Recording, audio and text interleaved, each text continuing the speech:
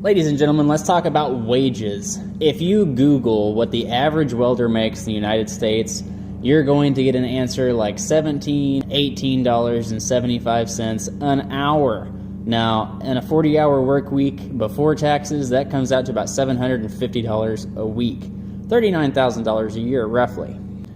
Now, if you're married and you have one kid and your tax percentage is about 20 to 22%, your take home at the end of the year is going to be about $30,000. That's granted you work 5 days a week for 52 weeks out of the year. Now, if you're just making this kind of money and you're traveling and you're getting paid per diem is non-taxable income. They don't tax it when they give it to you, and they will not tax it at the end of the year. So if you even make $75 a day in per diem and you add that on top of a wage like $18.75 an hour, you can add a tax-free $23,400 to that number right there. So after your taxes, you'd be $30,420. So you can add 23 to that. So that's $53,000 a year, with almost half of that being tax-free.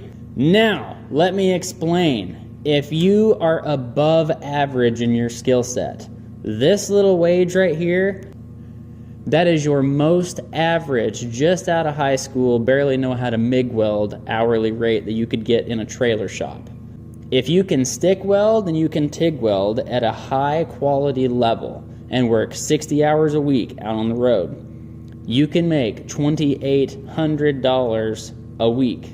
Now, this is the same 6 days a week, 52 days out of the year, or 52 weeks out of the year, 312 working days, and say you make $120 a day per diem.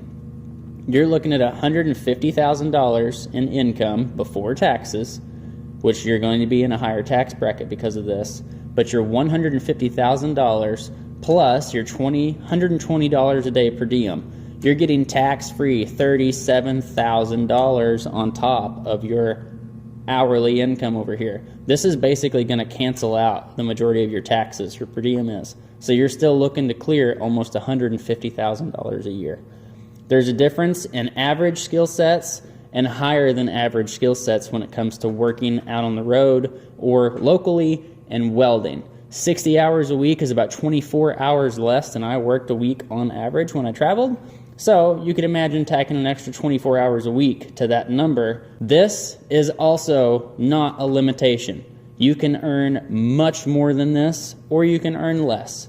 If you want to take your skills to a higher level, you can earn a whole lot more money than your average American welder.